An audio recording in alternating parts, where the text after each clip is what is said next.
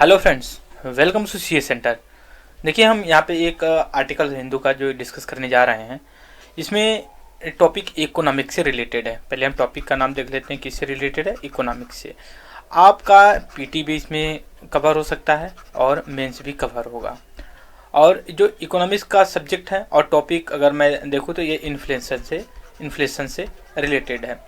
मैं यहाँ पे इतना क्लेरिफिकेशन क्यों दे रहा हूँ कि इकोनॉमिक और इन्फ्लेशन से रिलेटेड है। देखिए, जब 2022 का भी जो प्रीलिम्स हुआ था, मेंस भी हालांकि हो गया, मेंस का रिजल्ट भी आ जाएगा दिसंबर में। तो इसमें ये ना कि जो अगर मान लीजिए कि 12 या 15 क्वेश्चन के बीच में पूछा हुआ तो उसमें से ऑलमोस्ट 5 से 7 क्वेश्चन ऐसे थे ना जो कि इन्फ्लेशन से पूछा हुआ था। पिछले 1.5-2 साल से या फिर कोविड के समय से लेकर अभी तक इन्फ्लेशन काफ़ी हाई है। ठीक है ना, केवल इंडिया में ही नहीं, पूरे वर्ल्ड में ये सिनेरियो देखने को मिल रही है और इससे बड़ी चिंता जाहिर की जा रही थी।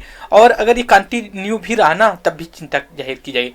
तो हुआ ये है कि अभी जो कि रिटेल इन्फ्लेशन का मतलब कि जैसे मान लीजिए जो कंज्यूमर होते हैं या फिर जो इंडिविजुअल व्यक्ति होता है, किसी शॉप पे जाता है, वो कुछ गुड्स एंड सर्विस बाई करता है। ठीक है, तो इसको हम रिटेल इन्फ्लेशन कहते हैं। जैसे मान लीजिए कि आप किसी शॉप पे गए, कोई शैम्पू या शॉप जो भी लेते हैं उसको लेकर के, तो उसमें ये देखने को मिला है ना कि ये जो कि काफ़ी कम हो गया है। डबल डिजिट के आसपास था, 9-10% के आसपास था, जो कि ये काफ़ी आसपास आ गया, काफ़ी नीचे आ गया है। बट लेकिन जो आया हुआ है इन्फ्लेशन वो पिछले साल की तुलना में, जैसे मान लीजिए कि पिछले साल 2021 था, ये 2022 चल रहा है, तो अक्टूबर का ये बता रहा है, तो 2022 अक्टूबर का भी ये बता रहा है। ठीक है, अक्टूबर के महीने में जब 2021 में मान लीजिए कि 6% था और 2022 में जो है कि अक्टूबर के महीने में मान लीजिए 7%। तो ये इससे तुलना किया जाता है और कहा जाता है कि 1%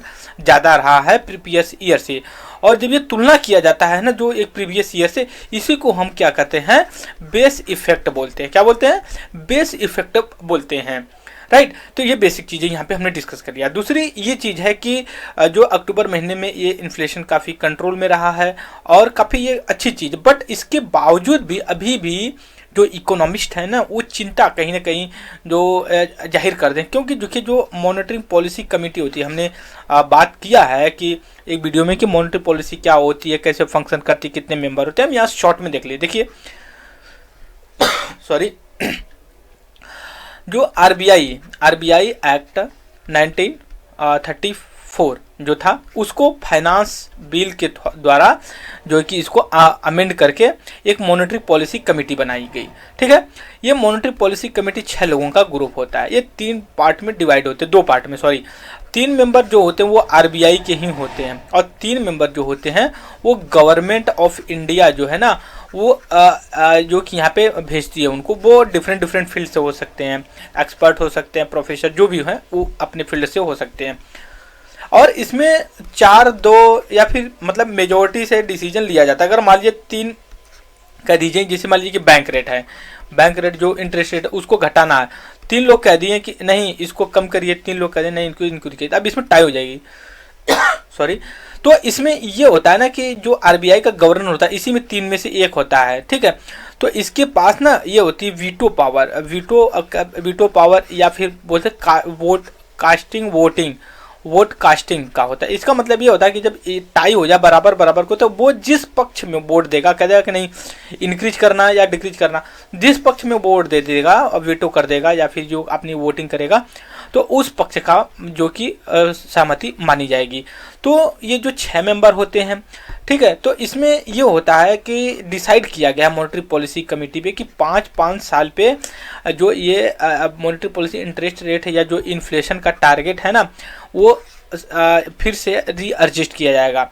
बट एट प्रेजेंट टाइम में ये है कि जो इन्फ्लेशन होना चाहिए अकॉर्डिंग टू मॉनेटरी पॉलिसी के, वो 4% +-2। ठीक है, मतलब कि मिनिमम 2% होना चाहिए, मैक्सिमम 6% के नीचे ही होना चाहिए। अब यहाँ पे देखिए 6.77%, फिर भी 0.77% ज़्यादा है।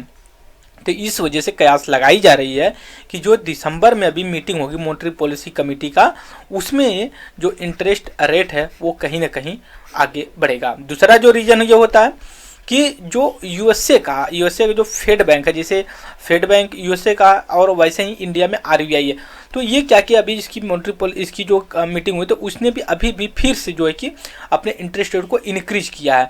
तो जब ये इंक्रीज कर रहा है तो उसका ऐसा नहीं कि, क्योंकि देखिए इसलिए होता है कि जो किसी भी कंट्री का जो इन्फ्लेशन होता है ना, वो ऐसा नहीं कि डोमेस्टिक वजह से जो कि इंक्रीज हो रहा है, ऐसा नहीं होता है।